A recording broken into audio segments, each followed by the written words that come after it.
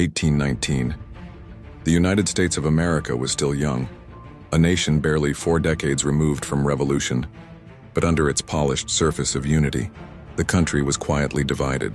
11 states allowed slavery, 11 did not. On paper, it looked like balance. In practice, it was a ticking clock. The division wasn't just moral, it was economic. In the North, industry was rising, factories, railroads, cities growing rapidly. In the South, wealth clung to land and labor, enslaved labor. Cotton, picked by millions of enslaved African Americans, had become the engine of Southern prosperity. And as America pushed westward, new territories raised an urgent question. Would they become free states or slave states? That question came crashing into Congress with the Missouri Territory. In 1819, Missouri applied for statehood as a slave state. If admitted, it would upset the balance. The North resisted. The South warned of consequences. The result was the Missouri Compromise of 1820. Missouri would enter as a slave state.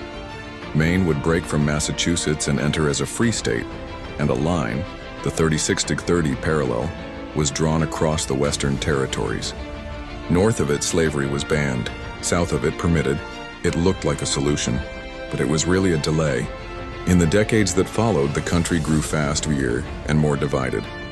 Every new mile of railroad and every new territory reopened the wound.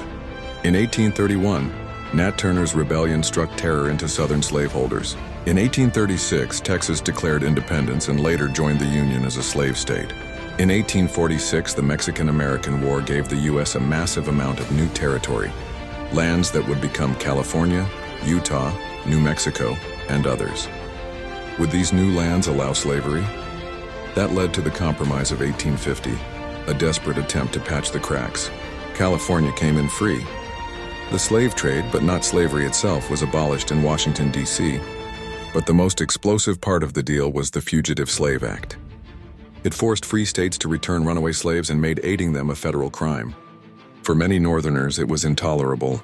The Underground Railroad intensified, so did resistance. Then came 1854, and the fragile peace broke again. The Kansas-Nebraska Act let new territories vote on whether to allow slavery, repealing the Missouri Compromise line. Pro- and anti-slavery settlers rushed into Kansas. Violence followed. Towns were burned. People were killed. It was called Bleeding Kansas, and it was a warning.